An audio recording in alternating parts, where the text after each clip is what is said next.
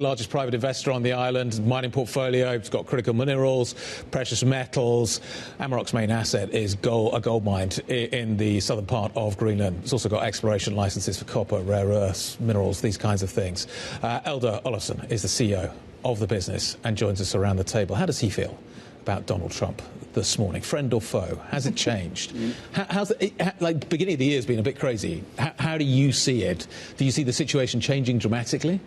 Like if we take the past 10 years, I mean, in 2017 he made the first claim that he was interested in Greenland, and he really put Greenland on the map. People saw, well, there are resources there. It's a good jurisdiction. It's a Nordic country. For now, you're right. He then obviously went away, Biden came in, and so things relaxed. Now he came straight into power a year ago. He did the same thing that he just mentioned now, and now he's repeating that.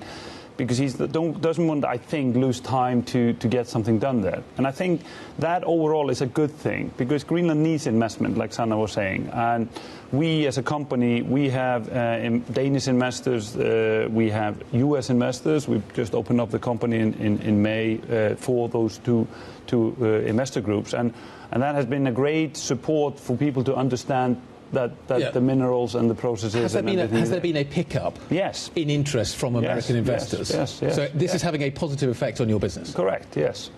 And so we've managed to raise more than $300 million over our 10 years there.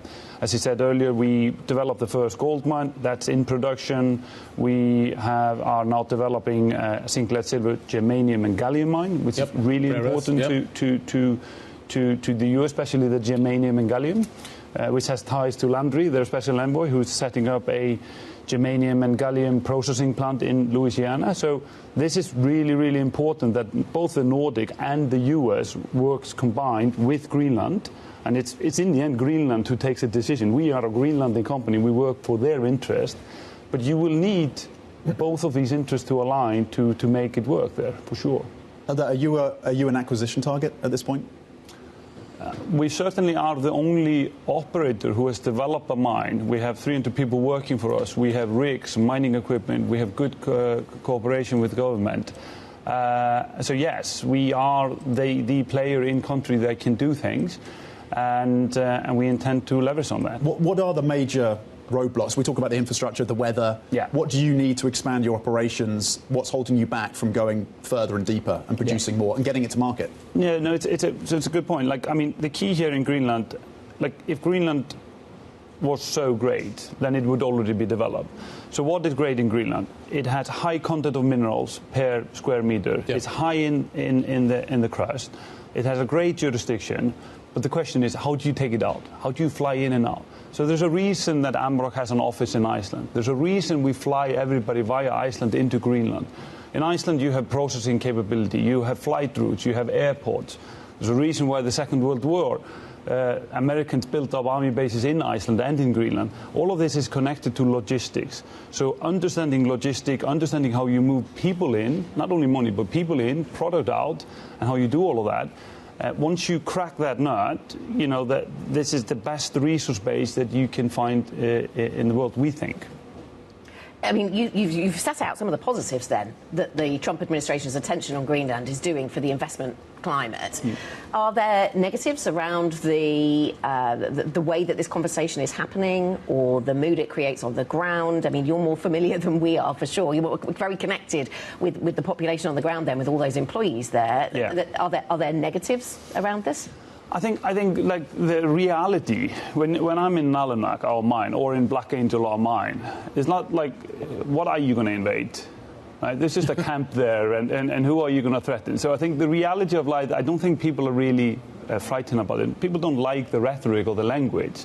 But my argument to the Greenlandic people, and I have cousins and nephews in Greenland, so we're really much tied to it, is that Greenland is now in the position to decide its future, to build up its economical independence. Amaroq will be the largest taxpayer in 2027. When Black Angel, zinc, lead, silver, germanium, gallium mine is in production in 27, they will be becoming more and more economically independent. So what my point is that there is opportunity in this. I'll give you one simple example. In 2006 in Iceland, the US Army left to focus on Middle East. In 2007, we had the biggest banking collapse in Iceland because we didn't have the support of US any longer. So having that support of the Nordics and US does matter. OK, so, and you seem quite positive then about some of the investment drivers that could result from this. Does all of this end then with the US having more access to the minerals in Greenland in exchange for the security umbrella that it provides? Is that how we shortcut to the end of this conversation? Yeah, so I think what needs to happen is that the area of influence for US needs to be strengthened. So the defense agreement potentially needs updating. Investment agreements between US and Greenland, meaning free trade agreement, and Iceland, by the way. Denmark is putting in a lot of capital, like Susanne said, and they are stepping up investment in defense and in minerals, and they're doing that really, really well. So in the end, between the Nordics, Denmark, and US, this is a combination to make Greenland independent, to allow them to run their own country. And I think you see that in the rhetoric from Landry and from Rubio. That is what the aim is and the ambition is. And by the way, there is an example of this in Iceland. We became independent in 1944 with the help of US and Denmark.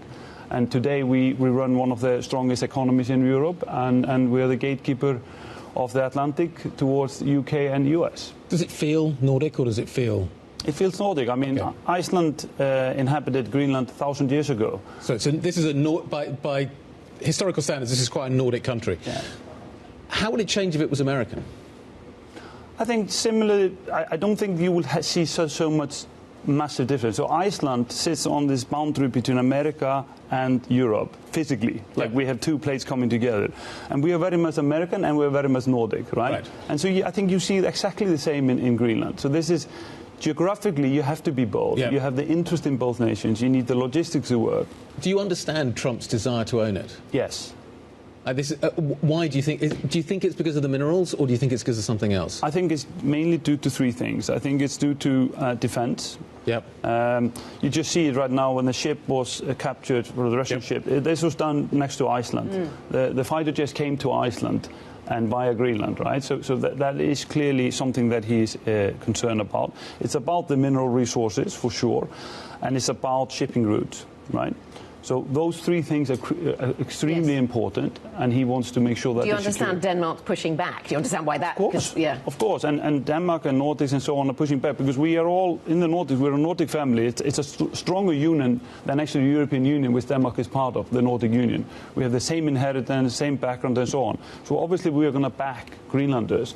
And Denmark has said Greenland needs to decide what they want to do. We've said that in Iceland, and I think now the politicians in the US are saying exactly the same.